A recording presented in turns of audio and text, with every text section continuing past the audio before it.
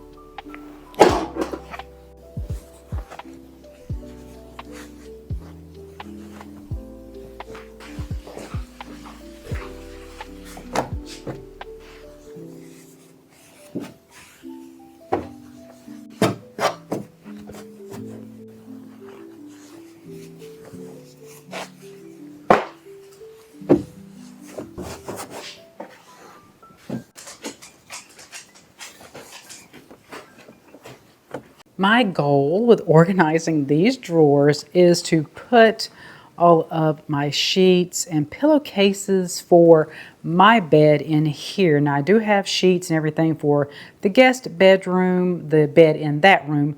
I'm going to keep all that in there. In here, I just want what fits my bed. And then I am going to arrange all of my intimates, all of my socks, everything like that will be in here. And the reason I don't have all of that in my changing area in that room is because when I take a shower, I need all of that stuff in this room. So I'm going to keep all of my undies, things like that, pajamas, in here, and then just my clothes will be in the changing room. And I have all of my smell goods in here. Now, I was going to put this in the changing room, but I'm thinking I usually put this on when I get out of the shower and out of the bathroom. And since I'm using the master bathroom, I'm just going to leave it in here. It's easy to access along with everything I need for when I take a shower. That's how I think of it. When I get ready, what do I use in this room in the bathroom? That'll be all of my smell goods, all of my intimates. I need my towels. And then everything I use to get ready, my makeup, my clothes, will be in the changing room. Miss Scarlett, are you sleeping on the job? Baby girl, oh my goodness. And you're laying on all the clean stuff. Baby, you better be glad you're beautiful. Yes, you better be glad. And Mr. Hank, you're sleeping on the job too here in the bedroom. You've got your little lounge bed. Aren't you fancy? I found this maybe 2 years ago, 3 years ago at a thrift store for $40. When I looked it up, it sold for over $200. And it just fits him perfectly. It looks like a Chesterfield sofa. It's absolutely adorable. And so is Mr. Hank. As I'm going through all the drawers, I am emptying out a lot of these containers because I'm realizing I don't need as much as I think I do. And with these, I think I just keep piling crap in them for no reason.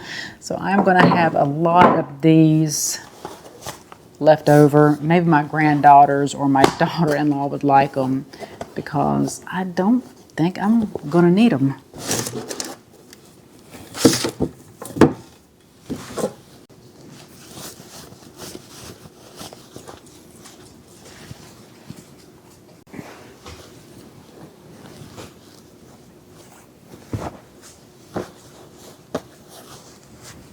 I am finished organizing the drawers and everything is nice and neat. I don't have anything I don't use, and it's so good to see everything just in one place and organized. In this compartment here, we have all of my underwear. Love the little organizers. Those things are so handy and they're so cheap. In the top drawer, I have my sleeping mask along with the bonnets I wear at night. In here, I have my bras, my bralettes, and my tank tops. In this drawer, I have my shapewear, my pantyhose, and my socks. In this other side, I have all of my pajamas. I am one that loves to wear pajamas. I've been this way since I was a child. I have a nightgown. I have like satiny ones for hot weather. I have some cotton ones for cooler weather. I love wearing pajamas. I just got in the habit whenever I was younger. My mother always insisted I wear a nightgown or pajamas, and it's followed me my entire life about wearing pajamas to bed. And in the bottom drawer, I have my duvet covers. I have all of my sheets and my pillowcases. Everything in here goes to my bed in the master bedroom, and everything that goes to the split cow king that was in here is now in the guest bedroom. And this duvet cover we're going to use right now to style the bed. But before we style the bed, we're going to style the top of the china cabinet. I pulled out some of my blue and white. I also have this beautiful blue one. I believe that came from Pottery Barn. And we have this beautiful gunmetal gray. That came from Crate and Barrel. And the white one was just one from Amazon. So we're going to see what looks good on top of the china cabinet. But if you know me, you know I love the blue and white. And if you're curious, I have nothing in these little side drawers, keeping those empty. I don't know what I'll put underneath that little area. Maybe some picture frames. But I have all of my towels and washcloths in here. And really, that's about all I need in this. I don't want to overstuff it. I actually like it being very sleek, very minimal, and it just fits my life right now.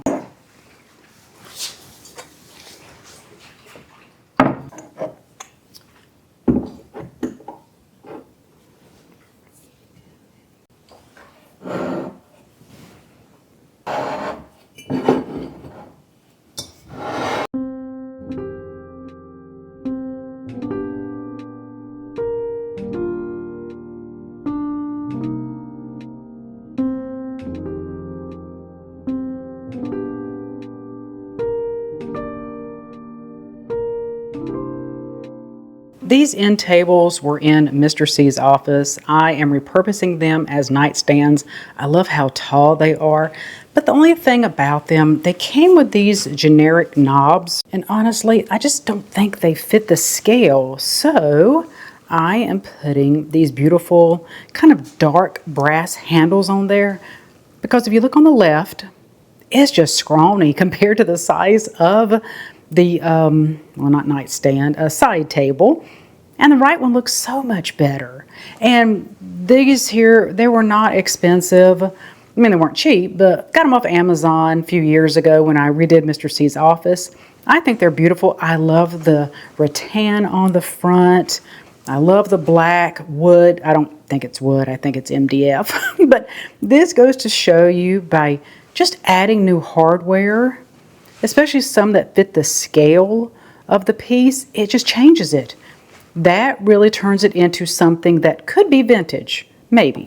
If you walk past really quickly and blinked your eyes, it would go for vintage. These handles are so beautiful. They're almost a brassy copper look to them. Very heavy. I think they're gorgeous. Now, these do have the 2 holes. There's only one hole there that the little one was in. So for now, because I don't know where my template is to drill the second hole, because that's something you don't want to eyeball. You want to get a template to use. I don't know where mine is at the moment. So these are going to be holding on there with 1 screw and a prayer until I can get them secured on all the way. But I just wanted to give you a little look at this because I think that makes a huge difference. I don't have any artwork on the walls except for a piece over my bed, and then I'm going to put my abstract piece right here. I painted this 5 years ago, maybe. Now, when I say painted, it was already painted. It was pastel, and it was abstract, and it was raised. And what I did was I just painted over it, and I created a frame around it. And that's about all I can do with painting. I can't draw a stick figure to save my life. But I'm going to put that right here in this big open space. And I'm liking how light and airy the room feels. It just feels like a really great place at the end of the day to come in here and relax with my fur babies and just be at peace. And that's how this feels to me. I've often said that I don't so much decorate or style my home based on trends, or I did years ago, but I don't do it that way. I do it by how it makes me feel. And that's how you should style your home. Does it make you feel a certain way? When people come into your home, do they feel it? Do they mention it like, oh my gosh, this home feels so inviting? That's what I strive for. I'm not striving for perfection. I'm not striving to be on the cover of Better Homes and Gardens. I just want a place that feels welcoming, relaxing, and inviting. And I think that's what I'm accomplishing here in the bedroom. When it came to choosing a new bed frame, I love the upholstered headboard. Don't love it when it's upholstered around the bottom. And that's the way our old bed was. And I purchased that before we ever got Hank, but he would rub up against it constantly. Could not keep it clean. So got rid of that and just got this. And I love that it's wood, so I can just easily clean it. And then the headboard, very easy to clean. I've never had an issue with that. But just the bottom part where Hank would rub up against it, I knew I did not want a fully upholstered bed frame ever again. I added my Oriental rug in here. If you guys ever watched my thrifting channel, which I don't do anymore because I don't even thrift, I found this at a yard sale for $5. I couldn't believe she said $5. She said, well, you have to clean it. I'm like, oh, yeah, I'll clean it. And I did clean it. I didn't clean it that much, though. It wasn't really that bad. But I don't usually like rugs around animals all the time because we all sleep in here. But I'm going to tell you what, a wool rug is the easiest thing to keep clean, and they're so durable. There's some dog hair on it now. I can vacuum this. Every bit of it comes up. Oh my goodness, $5. And I just love how it looks in here against the light floors and the dark bed frame. It's just magnificent. A few years ago, I found a complete duvet set at a thrift store and ended up selling everything except the duvet cover. The moment I felt it, I knew it was something special and definitely high-end, but I had no idea just how expensive it was. After doing some research, I discovered that the purest duvet covers can range anywhere from $300 to $700 just for the duvet. And this particular set originally retailed for around $600 to $700. The fabric feels incredibly luxurious, and since the duvet cover never sold, I decided to keep it for myself. Looking back, I'm so glad I did because it's one of my favorite pieces of bedding. Oh, baby. Baby girl, I am trying to work. I'm trying to make your bed. Your bed. 'Cause I don't know if this is even mine anymore. Baby girl, I love you, but you gotta get down. Go play. Go play, baby. No, no. Scarlett, do you know what no means? It's okay, Hank. You're not in the way. You're not in the way. It's okay. It's okay.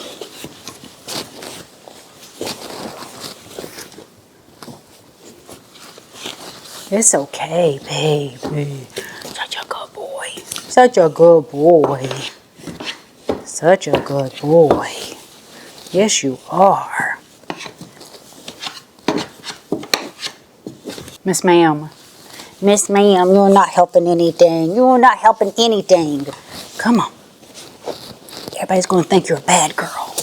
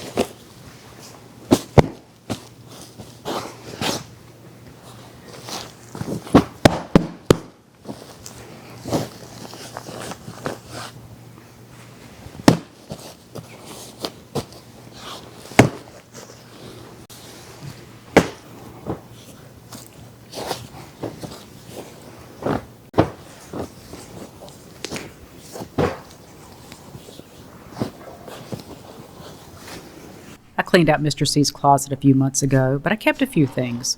A couple of his work shirts, his lanyard and name tag, and his Carhartt jacket. Mr. C was no fashionista. All of his clothes fit into just 2 bags. Surprisingly, cleaning out his closet wasn't nearly as hard as cleaning out his office. What struck me was how, when we're gone, everything we own eventually gets put into a bag or a box. It reminded me that our things aren't what make us who we are.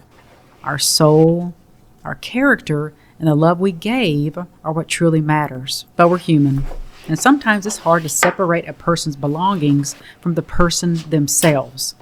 Letting go of the things can feel a little like letting go of them, even when you know there's so much more than what they left behind.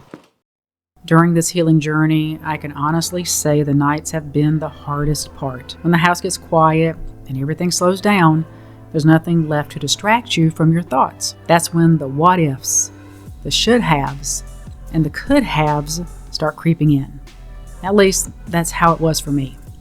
Mr. C was my protector, and after losing him, the nights felt incredibly lonely. They felt scary, empty. It's taken a long time for me to get to this place, to sleep through the night, to return to my bedroom, and to find real rest again. Because when you can rest, somehow the next day doesn't feel quite so heavy. If you've lost a spouse and nights are especially difficult, please know you're not alone. And if you'd like me to share the night routine that has helped me manage anxiety, find peace, and finally get restful sleep, let me know in the comments.